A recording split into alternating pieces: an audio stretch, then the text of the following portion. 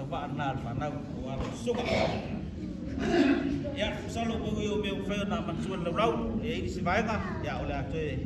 fai lo atu le paia mo malu tatu tanga wenga mo tatu kalsia ai o tatu watina el nei pol ni sa ole fionga ya lo fitele mo latu wainga e se lau tala ole me arofa le ale tarainga ya mayama mo tau sia peka ya wal fanau ni aso e lipas fulu tala ole sunga ya menana e se lau tala o matu wainga e se lau tala e mili 5 fut tala sanisa e 5 fut tala so fai ko ia mo latu wainga e se lau tala o Sebastian Mamenda e se lau tala o Brandon e 5 fut tala so ka fa fenga mo latu wainga e se lau tala o feo ya funti mo latu wainga e se lau tala o Tassimo Marie e 5 fut tala sunga ya eri mo latu wainga e se lau tala o le tofaya tawia mo latu wainga e tolu se lau tala sunga ya itele mo latu wainga e se lau tala fionga ya mong tia mo latu wainga e se lau tala tofaya faso toloa mo latu wainga e se lau tala sunga pali tele mo latu wainga e lua se lau tala o le tamama tua ya fimono tivaiti mo latu wainga e fa se lau tala o le fionga ya tonga ngai mo latu wainga e se lau 5 fut tala o le fionga ya tupua mo latu wainga e se lau tala o nanai kovila mo latu wainga e se lau tala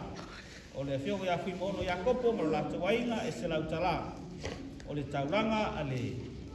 alo le sunga ya Sebastian ma Amanda tamaita o le Nora a walon baptisonga le aso e tasi le afe tala o le sunga ya tusi mo latu wainga e 5 fut tala ya o le Susani ya fanau ya Manase family ya e se lau tala la fai o tatu atinae ya aro foi le nei aso o wale aso sa pa el fanau e to wafe Barcelau ma le 5 fut tala to wafe Barcelau ma le 5 fut tala ya mulia tu fa te tele lava tatu kal sima ntanga rona e no fam tafale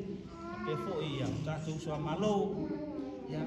mai se fu tauranga o sia le nei aso e sala familia le tua tu au mafola ma le lima foi ya wale tua mo na e ya ona so sa ma tala e nei se lo mo fua e lilo si fa pa ia tatu tua e to e faluta tu o manuia ya walu tu au foi ya walu au mo wega ya manuia le nei aso ya wafu fa to nai ya uruso na ayo tu mitila to ya ila onga tu tu mai ai fua ni aya na ayo na fi ele funa to el yaso ya ai duia ya to nai el yaso ya duia fo el leva yaso so fua mai duia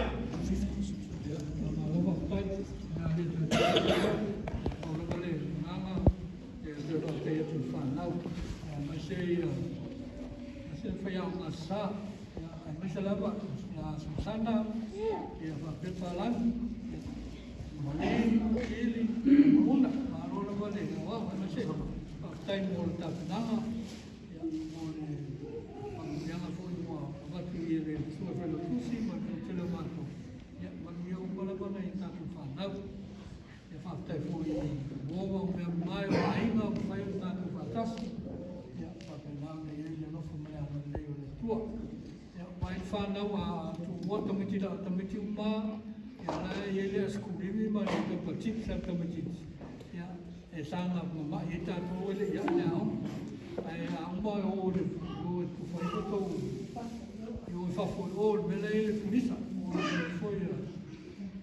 to fa fela ye fa masa ya fa te la mo fo i ma me uma ya te fo ni ma no fo mai no tanto se eu vai a tele o tu vai a uma sama na mai mai tingai fa te tele mo mil na yaso ya tua fa te tele so